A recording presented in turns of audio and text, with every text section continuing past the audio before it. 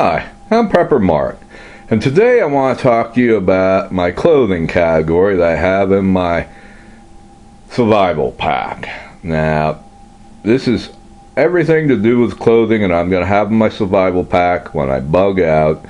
So this is what I elected to take with me, and I'll tell you what it is, and I'll explain the reason to each piece of clothing here. Let's start with my Dry Ducks Dora Light 3 rain suit. Now I picked this because it conveniently packs up. You can see it's in a little case. That case is probably 6 inches wide by about 12 inches long, maybe about 3 inches thick. So that makes it nice, lightweight for one. It's very lightweight. It weighs a little over a pound and that's it. And it don't take up much space like a regular rain suit would. And it has pretty good reviews. Now, it ain't the best rain suit out there. It can snag on tree branches and rip and stuff like that. But for the weight and the pack size of it all and the price, I think it cost me $30 for it. I don't think it can be beat.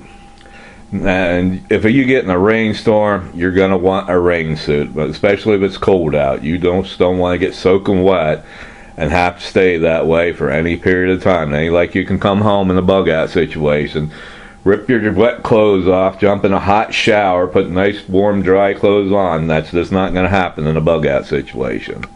Alright, next I put in 2 pairs of jeans, and the reason I picked jeans is this is a cold weather winter climate that I live in. So I need something that's going to keep me warm in the winter time. And in the summertime, we all wear jeans. It'll be a little bit hot, but I can still wear them. Next, I have 2 long sleeve t-shirts there. That's somewhat keep me warm. It ain't the best thing to take, but it folds up nice and small and fits in my bug out bag or my survival pack. And over here, I have a fleece sweatshirt. Now, what I'll do on cold days, I'll put this sweatshirt over the t-shirt, and that gives me an extra layer of warmth. Now, on top, you can see the same sweatshirt. The one I have laid out here isn't the one I'm putting in my bug out bag. The one in the plastic there is the one I'm putting in my survival pack. And I just laid one out here so you can get an idea what it looks like when it's all laid out. And then you see in the vacuum sealed bag, it's not quite as big and bulky. It shrinks down pretty good to be a nice pack size. Then I have my polar thermal long johns here. Now, what's going to happen here is on those real cold days, I'll put my polar weight thermal underwear on, then I'll put my pants and shirt over top that, then I'll put that sweatshirt over top of my t-shirt, and then I'll have a good layering system to keep me nice and warm. So that's why I had to put in the polar weight thermal underwear. Now next here I have 2 fishing shirts, long sleeve fishing shirts, and they look like this. And the reason I went with a long sleeve fishing shirt is because you have the pockets on the front, you can put different items in, and the long sleeve, now I'm not worried about it, but if you're in a sunny area, real sunny area, it'll help you from getting sunburnt really bad. Now me, I don't worry about it. I'm out in the sun all the time anyhow in the summertime, so the sun really don't bother me.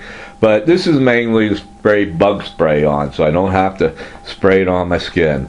Now, when I used to do a lot of fly fishing in the summer, I wear a long sleeve shirt. I take the long sleeve shirt, spray it with the bug spray, take a hat and spray it with the bug spray, then put that stuff on. That kept the bugs away, but I didn't get the DEET and other chemicals right on my skin. So to me, that gave me peace of mind. It probably still got on my skin, but it gave me a little bit of peace of mind that it wasn't getting in my skin that way. And another thing nice about this is lightweight. It has vents all over, so if you get it wet, it's going to dry really quick. It's going to breathe, and it's going to be cooler than a regular t-shirt's going to be. Next, I have 3 pairs of wool socks.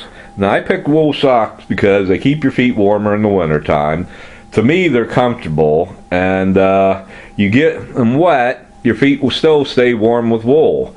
And in the summertime, you think they'd be hot in the summertime, but they're really not bad. I wear wool socks year round. And in the summertime, it lets the sweat out of your socks, it keeps your feet cold. It seems like it almost keeps your feet cooler. So that's why I go with the wool socks. Then I got 3 pairs of underwear. Then in the back I got Ultra Clava, I think it's called. I can't pronounce the name right. I'm having a bad day here. But this is in extreme weather. I'll wear this. This protects everything except around my eyes. And it goes 3 ways. So you can use it like this the hood, pull the face part down, or you can use the face part up, or you can just pull it all down and just use the neck part to keep your neck warm. So this is a good benefit. Plus I have a pair of ski goggles. If it gets really bad, windy and cold and snowy, I can put that on. I can put my ski goggles on. My face is completely protected. I don't have to worry about getting windburn or frostbitten or anything like that. Alright, now down below it I have a do-rap. Now I like my do-rap when it starts to get a little cold out. Keeps my head a little bit warmer, and then on real sunny days I might put it on to keep my head from getting sunburned. And then next I have a pair of Sears all-weather gloves. Now these gloves are not the heaviest, but they are waterproof and they will keep your hands warm. I wouldn't count on them for anything below 40 degrees myself, but they're nice. If I bug out tomorrow, I'm going to be wearing a heavy pair of gloves. I'll have them in my pack. As I'm hiking, I'll take that heavy pair off and put those on. Just keep my hands a little bit warm and protect my skin from the cold and the weather. Now next I have my mechanics work gloves. Now this is an absolute must. If you're bugging out and you're trying to survive out in the wilderness area, you're going to be cutting down trees, branches, firewood, clearing brush, everything. So you need to wear a pair of good work gloves so you don't cut your hands up. Now I'm the worst of that. I'll cut my legs up or my hands up and I'll be bleeding, blood will be just running down. I'll pay no attention to it and I'll keep on working. But in a bug out situation, a survival situation, you're going to have to protect your hands the best you can, because you get a serious cut or get an infection, you can't run to the emergency room and get stitches, get antibiotics or anything like that. So you're going to have to avoid getting those nasty cuts. So you need to wear work gloves. Now next I have a pair of rubber cleats that fits over my boots. Now this is a lesson I learned the hard way. I was hiking a couple years ago on New Year's Eve, and the trail was icy with snow on top, and then it felt alright. I made it up okay. On the way back down I slid down, busting my knee up pretty bad. So after that I ordered these things. This way you slip them on your boots, they dig right in the ice, you won't have to worry about slipping, and if you slip and fall, break a knee, break a hip, break a leg, anything, and you're in the wilderness area, and it hits the fan, you just can't dial 911 and have somebody come rescue you, you're going to be in a big world of trouble. Now, you may notice some of my clothing here is vacuum sealed in bags. I did that. I got a complete set of clothing here. I got a set of pants, I got thermal underwear, I got the fleece top, underwear, and socks, all vacuum sealed in these bags. That's in case if I go across the creek or a stream and I happen to fall in and it's cold out or it's winter time out, I have dry clothes I can get into right away.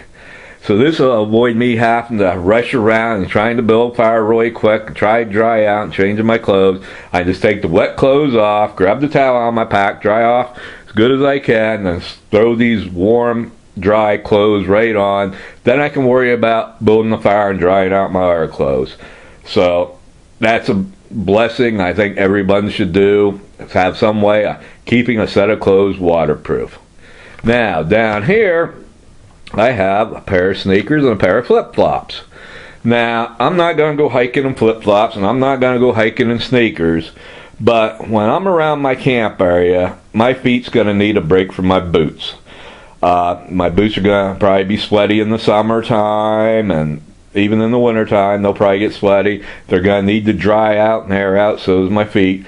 So this way I got these shoes here to give my feet a break, and like I said, I'll just wear them around the camp. I won't go hiking in them or foraging in these things because I want to protect my feet and my ankles.